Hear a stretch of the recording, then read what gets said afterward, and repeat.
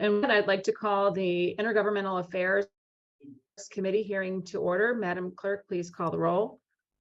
Alderman Vollmer, Alderman Kotar, Alderwoman Middlebrook, Alderwoman Rice,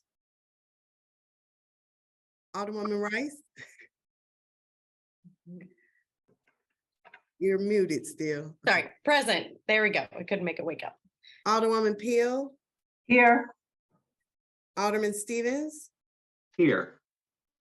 Chair Spencer. Present. Alderman Vollmer. Alderman Kotar. Alderwoman Middlebrook.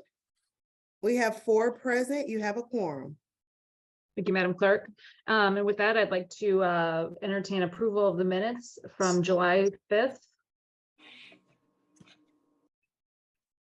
I'll entertain a motion to approve the minutes from July 5th, 2022. I will so motion, Madam Chair. Second. Madam Clerk, please. Alderman Vollmer. Aye. Alderman Kotar. Aye. Alderwoman Middlebrook. Alderwoman Rice. Aye. Alderwoman Peel. Aye. Alderman Stevens. Aye. Chair Spencer. Aye. Alderwoman Middlebrook. You have 6 aye votes. Thank you, Madam Clerk. And with that, we have one item before us today, just Board Bill 44. This is a bill, as we all know, to establish a charter commission for the city. The one we've discussed before. And so with that, I understand we have, will not only be discussing the bill, we have opened it up to testimony. It's my understanding that as of this morning, we didn't have anyone from the public signed up to testify here. Madam Clerk, has that changed since this morning? No change.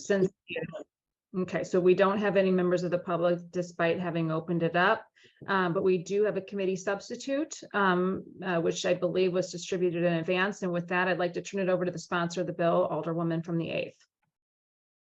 Thank you, Madam Chair. Thanks everybody for joining us again on this sunny Monday morning.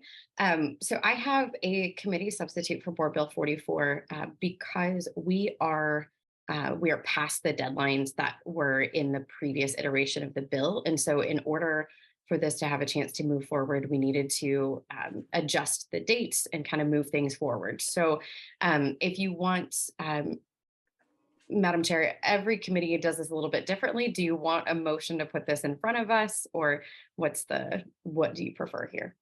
Yeah, so what I'd like to do is to have a motion to put the committee substitute before us, so you can go through the substantive changes of that, of the committee substitute versus the bill itself, and then we'll go into discussion of the bill. Awesome. Because I believe that the substantive changes are very small and they just relate to dates. So once we get through that, we can kind of go through the bill itself. Sounds good. So I'll move to put the Board Bill 44 committee substitute in front of us. Second. I'll second. Previous roll. Hearing no objections to previous roll, Board Bill 44 committee substitute is before us. Madam or Alderwoman from the 8th, please proceed. Okay, so I sent a document as well that kind of lines. So since bill text gets a little bit convoluted here, I also sent a document that walks through the timeline changes in order to go on the April 4th general election ballot. So anytime that we are changing the charter of the city of St. Louis, the vote has to be on a general election ballot. And so we couldn't adjust to the March ballot. We can adjust to April 4th. So backing up, we had to do some math with the Board of Elections. And this is just sort of preliminary, so you understand why deadlines are the way that they are. So the Board of Elections has to publish the notice of an election 10 weeks ahead of time. So we have to have what's going to be on the election has to be set 10 weeks ahead of time. It can be 8 weeks if there's a court order, if there's a need for that, but we're aiming for 10 weeks here. And so 10 weeks before the April 4th ballot is January 24th. That is a Tuesday, and So by my calculation, we would need to fully pass this board bill out of the Board of Aldermen the previous Friday to give the mayor time to sign before that January 24th deadline, so that it can get on the ballot. There's a publication requirement to also be no less than 60 days publication for the public to have notice of, the full extent of a charter change as well. But 10 weeks is longer than 60 days. So we're just, we cover both bases with that 10 weeks. Madam Chair, did you have a question? So I mean, sorry, Alderwoman, I just want to, like, very, very broadly speaking, for the members of the committee and any members of the public that are watching or will watch this, essentially all we're doing, since we passed the deadlines, we are changing the dates within the bill so that we can get it on the April ballot. And Right. then that would establish a charter commission that we would set this, that would make recommendations that would not go before voters until 2024. Is that correct? Yes. So if it passes at the April 4th ballot, if this proposal passes at the April 4th ballot, then the Charter Commission, we would go through the procedure laid out in the bill to establish the Charter Commission, which would hopefully be seated by August 15th. If they are seated by August 15th, they have a year to meet. They come up with recommendations that would then come before the voters again as new charter amendments of their own on that November of 2024 ballot. Okay, so I think there was some concern previously about kind of rushing through. So I just want to kind of outline the broad timeline here. So the concept really would be that we have a bill that would be passed here at the Board of Aldermen by January 24th, essentially to go on the April ballot. Voters would then decide on whether or not they want to establish a charter commission, at which point in April, this coming April, at which point the next board would seat the commission, which would be seated by August. They would have 1 year to kind of establish some recommendations to voters, who would then, it would go before them the following year in 2024. And so that would be the time at which any changes to our charter would be made. So just broadly speaking, Yes. we're looking at a timeline of almost 2 years out in completion here. So I just kind of want to outline the broad timeline here for everyone before we kind of go into the concept of the Charter Commission itself. So with that, could I also, one of the points that I think is important here is, so as I was just kind of laying out the timeline in order to make the April ballot, there is also that timeline required to make the November ballot. And that is why things are a little bit tight in August. This proposal does extend the time for gathering applications from folks who wish to sit on the commission. That was some feedback from the Alderwoman from the 17th, as well as some others about making sure that citizens had time to apply. So there is a little bit of a stretch there. We're working around a wonky calendar with a new board being seated in April, and then also trying to work with normal recess with the Board of Aldermen. So this is, I mean, it is a complicated scheduling sort of mess here. But in order to make that November 5th of 2024 ballot, any proposals that come out of this Charter Commission process have to be published by the Board of Elections by August 27th of that year. So as you're looking through the timeline, that is both in the drive and then in the bill itself, that's sort of the last date that charter change recommendations from the commission have to be finalized in order to go on to that November ballot. So that's also kind of where the time crunch hits. okay. So with regards to any changes in the committee sub, the timeline are the only pieces that were really altered. Is that correct? Yes, I think I did incorporate. We had one amendment in the drive last time we met, that was to make sure that to remove primary from so that any recommendations from a charter commission I had included the word primary election in there, and the Board of Elections wanted us to strike that. So now it is just a regularly scheduled general election ballot. And that is in compliance with the Missouri Constitution as well. So that is, oh, and then the other change, so timeline that, and then the other change is because when I'd initially written this bill, it was under consideration of the body of 28 selecting people to go on, selecting nominees to go onto the commission. Right now, the recommendation in the board bill is that each of the new 14 aldermen, as there will only be 14, will be able to select 3 applicants to send to the mayor's office for consideration instead of 2. So since we're going from 28 folks selecting 2 to 14 folks selecting 3 each, if they want. They don't have to select 3, but they have the opportunity to select 3 to go into that pool. So those are the changes. Okay, so before we go into questions, I think there'll be some discussion here. If we could just have a very, now that we've kind of talked about the changes, just to remind the committee and the members of the public, kind of just the broad strokes of what the Charter Commission is, how it would move, forward from a very, very general sense, and then we can kind of go into some questions from the committee.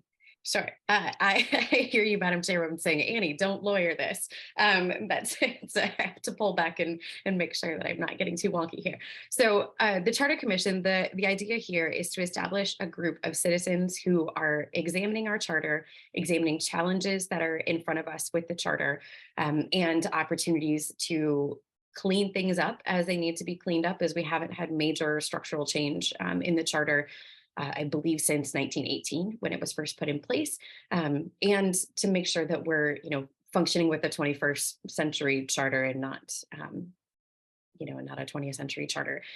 So the idea here is to create an every 10-year process, a reliable process that comes from within the elected membership of the city of St. Louis. So these entrusting folks who have elected us, or the people who have elected us have entrusted us with legislating here in the city of St. Louis. We are entrusting others, this is a partnership process, that this would be one more body that could help us do our jobs well.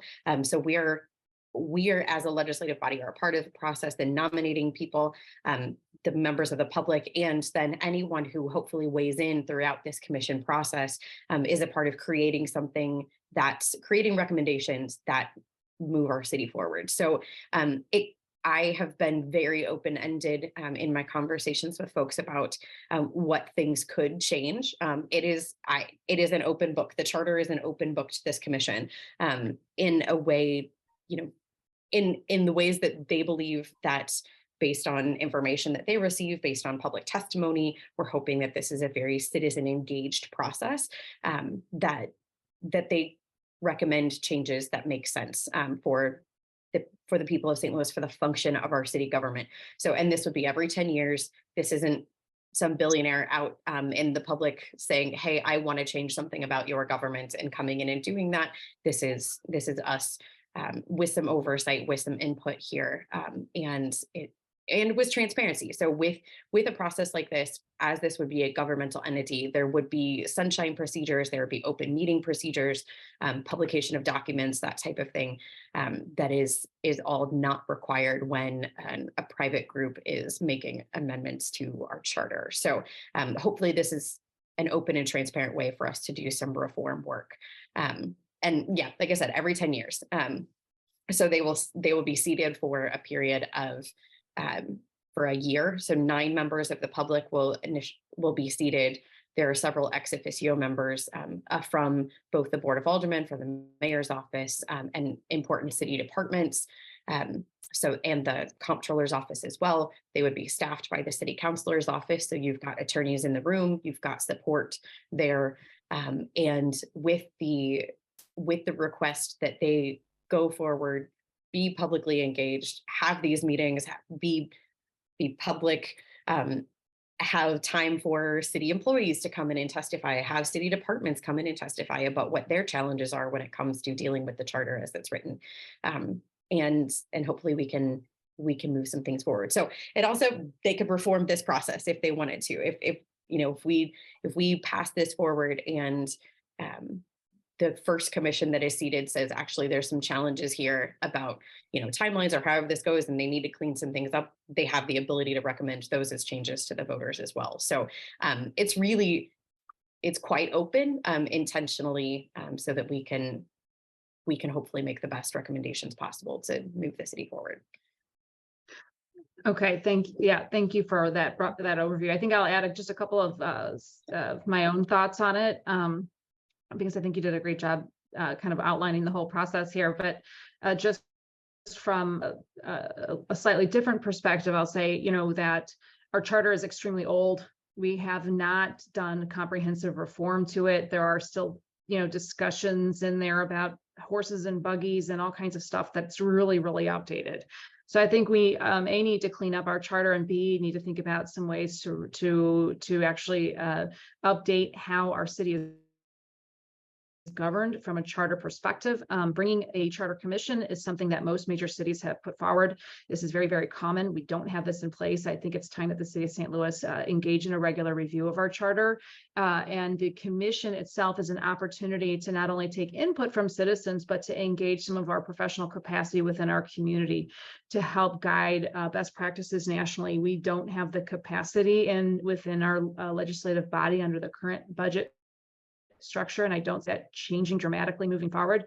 So if we could pull in some of the incredible assets, the intellectual assets from our broader citizenry to help us review on a regular basis our charter, I think we'll all be better off and be able to move our city forward in a more collaborative, less governmenty way, one that is been driven by a wider range of folks. We've talked about updating many aspects of our charter. For many, I've been down there, and we just haven't had the capacity to go through and find in there all the lines of code that talk about outdated things. So with that, from a very broad perspective, kind of the mechanics of how you put together a commission, it can be done different ways. And so I think, the debate here, or the discussion really at the Board of Aldermen should be twofold. One, should we engage in a regular a regular review of our charter, and two, the mechanics of it. I think both the mechanics and the mechanism here are worthy, but I think it's something we should be discussing here. I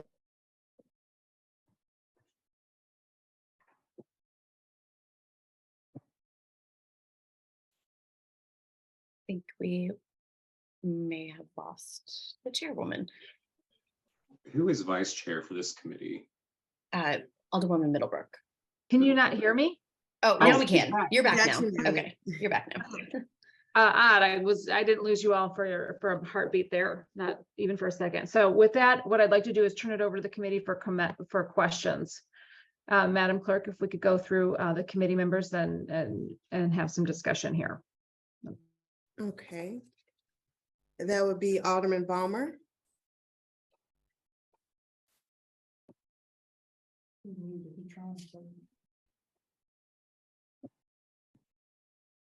Teen Bud Light, these are the 4 6-packs. Alderman Balmer. Oh, he went out. Madam Chair, if we could go through, we'll skip Madam. Sorry about that. I got a couple of things going on here, so I'll be right back with you. Okay. All right, sorry, I'm at work. Alderman Kotar. Yeah, thanks, everybody. I'm also multitasking, Right. but I had a chance to Sorry about review that. I'm in a meeting while I'm talking to you. I apologize. Volmer. Still Go there? ahead, mute yourself. There you go. I had a chance to review the committee substitute, and like the timing, I think it's much better than what we were proposing before, which was to try to kind of ram this through with the current board. One of the things that stuck out to me is the eligibility requirements. One of the things on there, and I don't have the text right in front of me, but talks about folks who've run for an election or served in elected office or been appointed to elected office within maybe 2 years. And maybe this is on my mind, having just lost an election. But, I think there's some value to, if citizens are engaged to the point where maybe they've run for office or served previously, I don't know that we should necessarily restrict them from applying or serving on a charter commission. You know, whether you win or lose, some of these are our most engaged citizens and might have good ideas. And the fact that they exercise their right to run for office, I don't think should preclude them from applying and maybe serving if they're qualified otherwise. So I think we should look at that. I don't have an amendment prepared, but I hope that's something the sponsor will consider. Otherwise, I like this and I'm willing to support it. Thank you, Alderman. I completely see your point there. As someone who's also on their way out of elected office here, I can see the value of having that someone who's engaged to that point in there. So I appreciate that, and I'm taking notes. I fully expect there to be some further amendments there. I'd be happy to hear from others how you all feel about that as a requirement as well, or removing that requirement. But I'm certainly open to it, Alderman. Thank you. Nothing further, Madam Chair. Thank you. All right. So I think we're at Alderwoman Rice, Alderwoman Peel. Yes, Alderwoman Peel. Yeah, good morning. Can you hear me? Yes. Yes, we can hear you. Thank you, Madam Chair. I would just like to ask a question regarding Alderwoman Rice. Thank you for outlining the Charter Commission and the details, and I love that. My question for you is, what examples did you use in terms of preparing this ordinance, like best practices from other cities? I know you referenced the Ferguson Commission, so I assume you looked at what they were doing, but I was just curious to see what else you pulled in to create this ordinance. I mean, I support it and everything else. I just wanted to get some background information about that. Sure. Yeah. So this actually came to me. Well, the idea for this type of a proposal came to me from a colleague in Baltimore who passed a charter commission charter change over there, and theirs is very, very very simple. It's mayor directed. It is. It's so short it could fit on one piece of paper. And when I spoke with him again this summer, as we after we had presented this board bill the first time, and I was able to see him and speak with him this summer, and he was relaying challenges that they're currently seeing. And I had sent over a copy of what we had proposed, and he said, well, this is great. Having things a little more specifically lined out about timing, about how each step works, really ensures that it helps make sure something is actually going to happen, right? So if you think back to the failed attempt at the Board of Freeholders process, right? So it's a constitutional requirement. We failed at that, and this has a little more sort of check marks, sort of dates that we tick off that we would move this thing forward. So to be a little bit more specific here. So those are my two main examples. And as Madam Chairwoman said, that lots of other, I also looked at the county too. The county has a proposal or has a process in place where its citizens vote a charter commission into existence. So I believe it's for a specific purpose as well. So it's a little bit more similar to the Board of Freeholders process. But this sort of takes away that first, this charter change is that first vote sort of going forward in perpetuity, that this would be something we could reasonably rely upon every 10 years to happen as a revisit onto our charter. So those are my examples. Thank you, Alderwoman. No more questions. Alderman Stevens. Thank you, Madam Chair. I likewise have a few questions. Overall, I'm quite supportive of the bill, Alderwoman Rice. I think it's very good governance. I agree with both you and the chairwoman in that it is high time that we do a charter commission in the city of St. Louis. I oftentimes have to remind my constituents that, the city of St. Louis is more or less 256 years old. I mean, we've got 10 years on the United States itself, and we have some processes and some problems that are just as old as our city. So I'm in full support of that. I would echo, however, the alderman of the 7th with regards to that conflicts of interest section. So that would be page 3, line 14, but specifically starting at page 4, line 1. I do think there is value in allowing individual citizens who have run for public office, or citizens who have been appointed to, elected to, or been a candidate for state, county, or city office. I agree that there's value in that, and I wonder if there can't be a compromise between opening perhaps those, I think it's 6 ex officio member positions to previously elected officials or previous candidates, since ex officio is non-voting and not necessary for quorum, or rather not counted for quorum. But I mean, I agree with Alderman Kodar that, I mean, we as elected officials of the city, or individuals who have run for public office, are perhaps more intimately aware of the challenges that exist in a 256-year-old charter, which it's not quite that old. I'm being a bit misleading. So I would agree with Alderman Kodar on that, and I would present perhaps the ex officio approach as a compromise, though I would support striking it as well. I would also like to clarify the timing, so it's every 10 years. So with this present bill and the timing changes, and I'm looking at the marked copy for any members of the public that are listening in, this immediately would establish a charter commission for 2023-2024.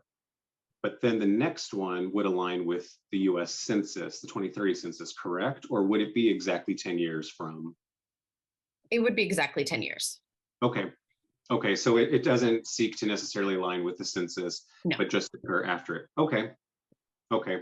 It's a whole lot easier to just say, just keep it on the 10 years than to adjust back to that. And I mean, during a census time or during a redistricting time would be a whole lot to put on the city all at once. So it, there may be things that come forward in another redistricting process that raise some flags for those who may, there may be changes that are suggested from that process, right? That could go forward. So no, this would just be every 10 years. So it would move into the 2023 or the 2033, 2034 cycle.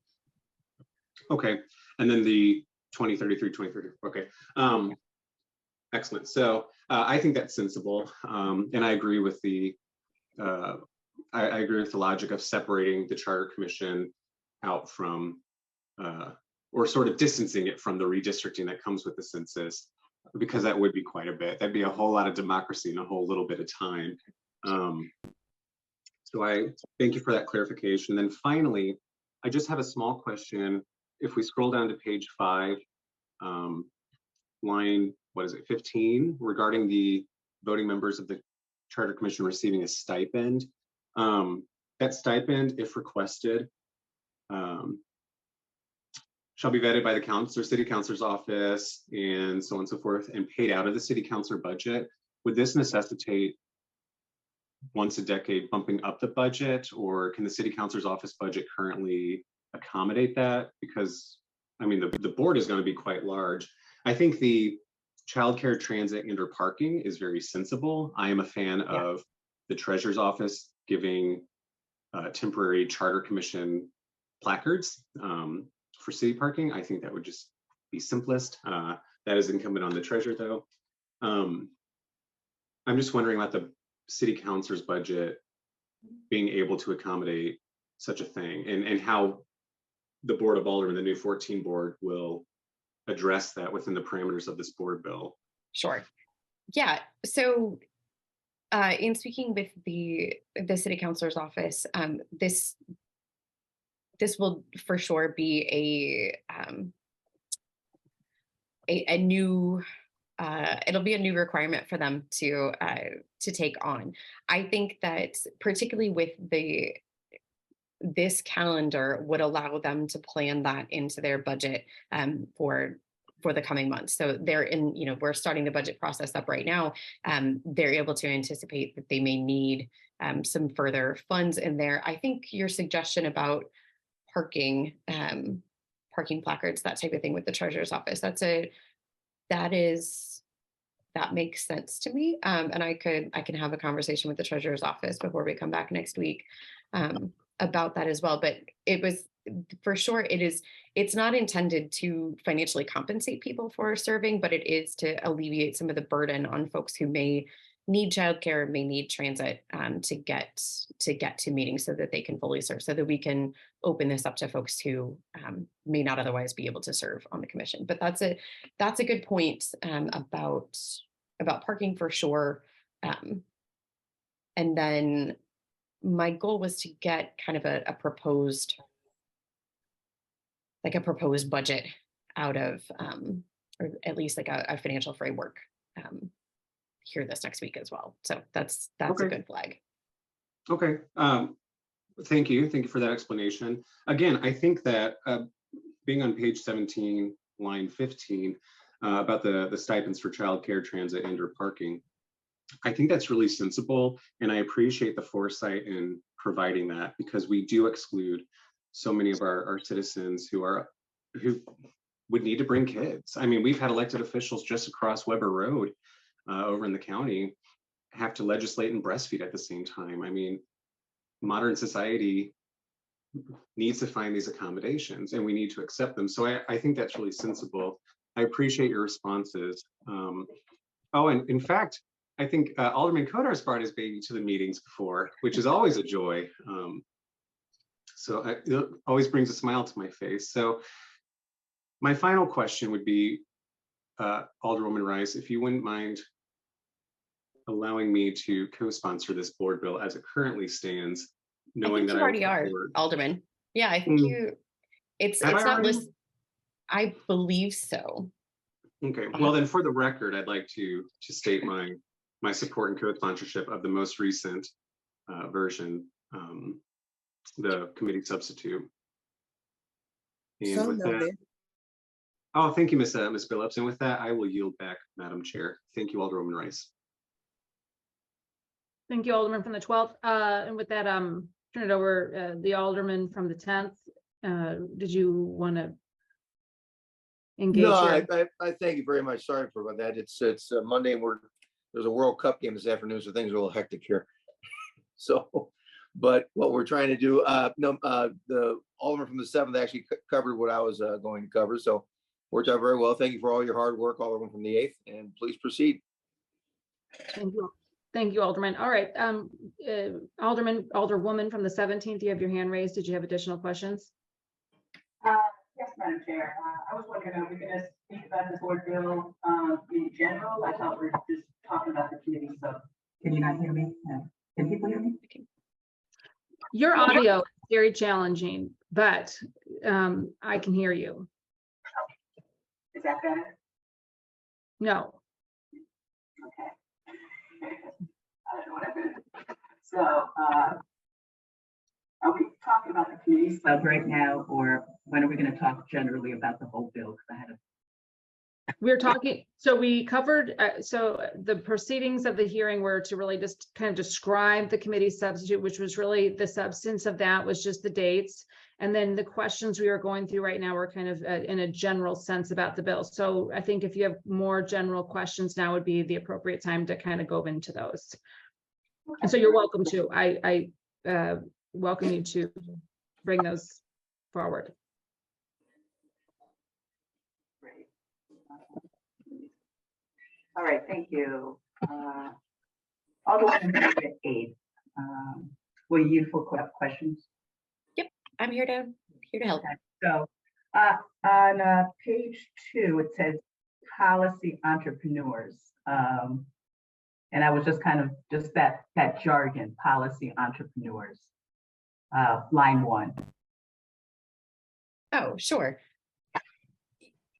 Yeah, I mean, generally that whereas clause is, trying to be inclusive of what this process, the folks who are participating in this process should endeavor to be about here, so that this isn't just for those of us who are a little more wonky on the policy, but really, as this phrase here is to encourage facilitators that that commissioners would be facilitators responsible for guiding a process, right? So not just people who come in and say, hey, I have a specific idea, this is how I'm going to reform the charter, but also understand that as commissioners, they're there to bring in the input of the public and to facilitate that input process.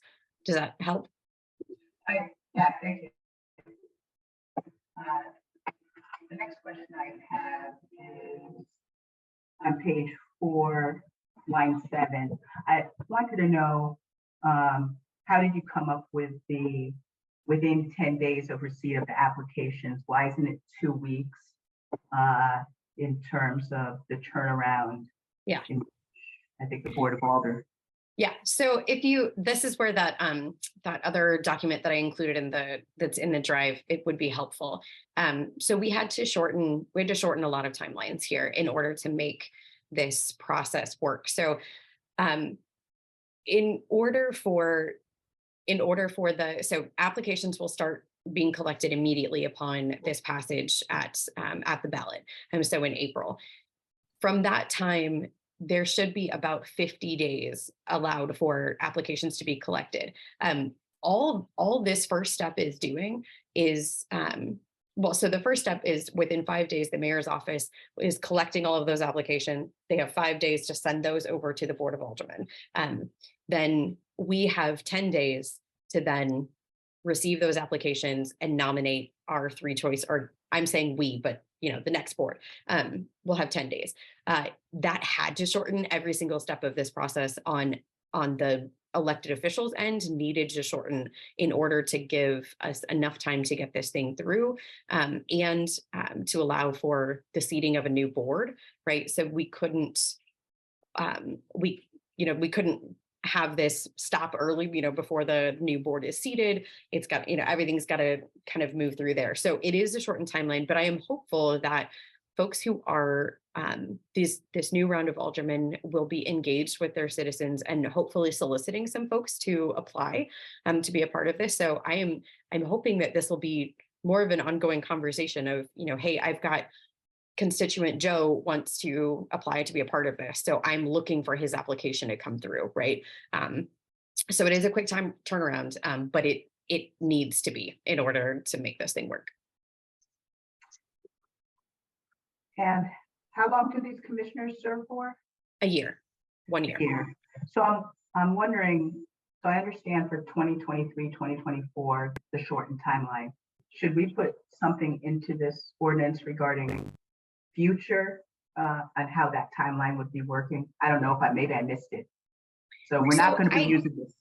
I did back it up a little bit for the basically just for the publication and the application period for the further 10 years out. So like the next round, the next cycle in 2033. But there isn't. It's really tricky to do. It's the amount of time that I've spent with the date-to-date calendar app here, because even if you open the applications earlier, then and you can close right around the time that folks are being elected into that. So every 2 years in this spring cycle, we will have new aldermen being elected. So people will be running for office at the same time the applications will be being collected for the next charter commission. And so half of the 7 new members of the Board of Aldermen will be seated and then immediately have to go through this approval process to seat applicants onto this commission. And in order for this sort of back and forth to happen with public hearings at the Board of Aldermen, we're also dealing with the budget cycle. So timing wise, as the Board of Aldermen is engaged here in this process of vetting candidates, trying to time that out so it's a little bit after the budget cycle has finished, because Ways and Means is going to take up a ton, it takes up a ton of energy and time to do. So if we move that back any further, then you've got the next 10-year cycle dealing with the budget at the same time as seating the members of this commission. And so there's really not a good way to do that if you're aiming for that November ballot. Thank you for that explanation. I understand the complications now. And so Thank you for that. My other questions, page 5, letter E, line number 5, and I don't know if this needs to be denoted. It says, if by August 7th. Now that's August 7th of 2023, you're saying? I just needed some clarification. Yeah, so August 7th of 2023 and every 10 years thereafter. So that I can add in and every 10 years thereafter if needed. I don't think that I kept that up. I'll double check and make sure that agrees throughout the bill.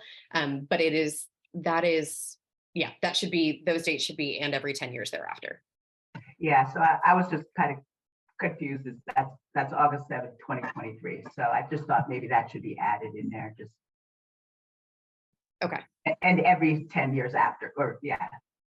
Okay, I'll look at that and see, just to make sure that phrasing agrees throughout the bill. Like, I'm sure consistency wise.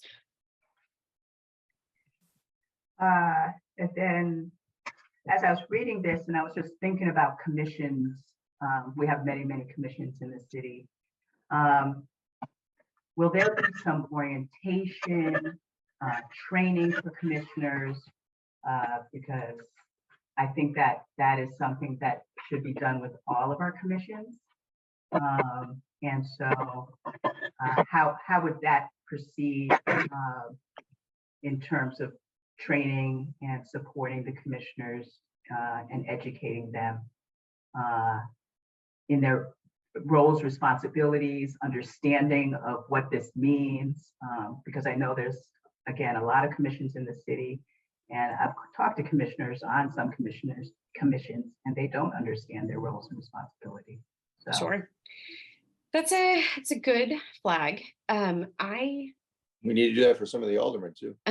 Yes, honestly, yes. I wish that there had been a little more thorough of an onboarding process for myself as well here. So that's a good flag. I think this commission is a little bit trickier to do that with. I think that the city councilor could absolutely walk through the ordinance, the empowering ordinance here, the enabling statute, and say, this is what your job is here. Walk through those whereas clauses, but otherwise this is a very open-ended, they are going to create a lot of their own process. So the types of things that would need orientation would be, sunshine, would be open meetings, but that's also why the city councilor's office is staffing this. That's why we've entrusted them to staff this so that they can help guide those commissioners throughout the process. Great, thank you. And if I understand correctly, the commission is in action for 1 year from the first public meeting that they hold. Is that correct? So not exactly. So they would be seated by August 15th. So if you go down to page 6, line 13 starts this, that it shall take effect on August 15th, and it shall hold its first public meeting no later than September 10th. So August 15th is the start of that 1 year deadline, but giving them about a month to have a public meeting to sort of get themselves gathered. I imagine it will be quicker than that, but that allows them some time to sort of gather their wits before they convene. And a public meeting is just it would be their first meeting, would be a public meeting. Okay, so that's what counts as a public meeting. Mm-hmm. Yeah, I just had a question about, that the funding and adequately staffed is, and I think Alderman Stevens talked about that too. You've talked to the city council, was it city councilor's office regarding that? Okay. Yes. Yeah, and I'll do some more work here over this next week and see if I can get some specifics for folks. Okay. How many days in advance? Let's see, I'm just looking at line 4, page 7, letter C. Let's see, my notes. So if there's a public hearing on, or when there is a public hearing on any drafted amendments, how many days in advance does the public need to be notified with like the published amendments? Drafted amendments, because I think that should maybe be more specific in this ordinance, like the minimum amount of time that something needs to be published, like a week, 2 weeks, 3 weeks in advance, so the public could read and digest and talk this over. Okay. I can see adding that in there. It would, we would be held to the same public meeting requirements that any public entity of the city would be. But I see your point about making sure that documents are published far enough ahead of that public meeting, so that folks would have time to digest that. Okay, I can add in some language there. And then on page 8, line 14, there's just a typo. There's a parentheses, supposed to be a parentheses, but it says 9, the last 3 characters at the end. At least on my Say that one more. page 8. Okay. Line 14. At the end, it says 9, but it's supposed to be a parentheses. It was just a character shift. Do you see that? I do not. That is not on my Official ballot. Okay. All right. Oh, I see it. I see that's line 18 on mine. Okay. I see. That's right. Yeah. Okay.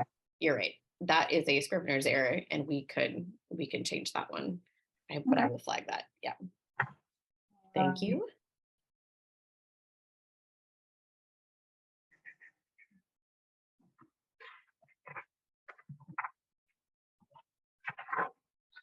Great, thank you.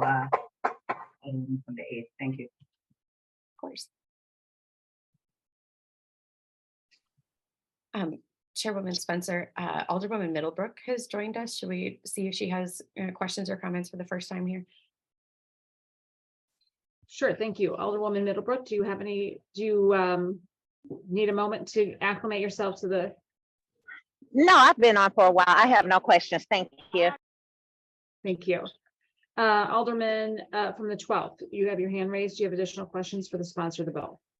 Yes, ma'am. I just have one additional question that I thought of during the Alderwoman the 17th questioning. If I may proceed, Madam Chair? Yes, you may. Thank you. Alderwoman of the 8th, quick question about once we pass this out of the Board of Aldermen, what are the plans and this might be putting the cart before the horse, and please tell me if it is, but what are the plans to advertise this, for lack of a better word, to the public about the upcoming charter item, ballot item on the April 4th general ballot? Oh gosh, need more coffee. It's a mouthful. Yeah, so we hopefully will be relying a lot on aldermen to talk to their constituents about this as a charter change. As we've had other amendments that are other ordinances that have gone to a vote, increase in dumping fees, that type of thing. A lot of that conversation happens at neighborhood meetings. I'm hoping that other entities who are supportive of this type of thing will also join us in partnership on that. But that is, trying to work and make sure that we've got a broad coalition of folks who support it. And, I'm sure that there will be lots of discussion in the public about it. St. Louis on the Air wanted to speak about it this summer when we were potentially considering it then, and hopeful we'll have a chance to discuss it going forward as well. But yeah, it's, hopefully a pretty robust campaign to try to make sure that we get as much education out there as possible about this. But I'm happy to talk with you more about those efforts if you would like. Yes, and of course, that can occur outside this meeting. I am putting the cart before the horse a wee bit on that. Perfect. I'm all for grassroots and word of mouth and so on and so forth. But I just want to clarify whether or not this would be a larger campaign or a smaller campaign. But again, a bit premature in that question. So thank you for humoring me. Madam Chair, I yield back. Thank you. Thank you, Alderman from the 12th. Alderwoman from the 8th, I have just a couple of additional questions at the end here. You and I discussed this previously, but with regards to the application, given that short timeline, that the mayor would have to put that out to the general public. I think it might be helpful to have discussions with the mayor and her office about preparing that in advance so that we could even consider distributing it or having it available to the public to consider applying, given that especially short timeline this time and that it will be a new application. The second section here where the bill has a recommendation rather than a directive to, let's see here. If I'm with regards to the recommendation within 5 days of applications closing, the mayor's office shall provide that's not a requirement. That's a recommendation. Can you help me understand it, just the difference there, or kind of the wording associated with that? Can you direct me to the page that you are specifically referencing? I'm looking at page 4 and section B here. It's just the application process is a recommendation. Yeah, recommendation isn't a directive. It's sort of the title of that next phase. So the recommendation process is okay. We are recommending folks. Yes. Yeah. Okay. I misunderstood. Okay. That's I was okay. thinking, yeah, that's helpful. And lastly, the public hearings that the commission will host. So after 10 months of deliberation, providing some kind of proposed changes to the general public and hosting at least one hearing. Did I miss it? I don't know that the host of that hearing, would it be the Intergovernmental Affairs, or there's some overlap with this committee or the next iteration of this committee, or is the commission to host that hearing outside? And would we, I just want to kind of maybe clarify that CLTV, and there would be some public facing component that would be available and recorded for public viewing after the fact. Sure. My understanding here is that we are creating a governmental body that is going to be meeting with public meeting requirements, right? So that they should have the same support that the Board of Freeholders was going to have, or that a committee of the Board of Aldermen would have. So be that public meetings, if STLTV is able to maintain that, but they are required to do minutes and that type of thing. So if you want to include that these shall be publicized or shall be streamed, shall be recorded in what's the word I'm looking for like we are right now, we can include that. I think just the clarification that that STLTV, that the sort of normal process for a public hearing will be employed. So there's no ambiguity there, and so this, our staff and the staff of STLTV will sort of have that on their purview to be participating. Sure. And that it may even be worth clarifying that the hearing the public meeting would take place outside of the Board of Aldermen or within the committee, or kind of whatever structure. I'm not partial to that because the decision making will happen outside of the Board of Aldermen. But if we wanted, for example, to host it or something like that in the chambers, I think that would be appropriate. It might be worth kind of spelling out here. Sure. Yeah, that makes sense. I just saw the alderman from the 9th jumped on, so I want to entertain any other questions we may have from committee members or or other members of the Board of Aldermen before we kind of wrap this up. Alderman from if any other sitting aldermen have any questions or thoughts they want to share.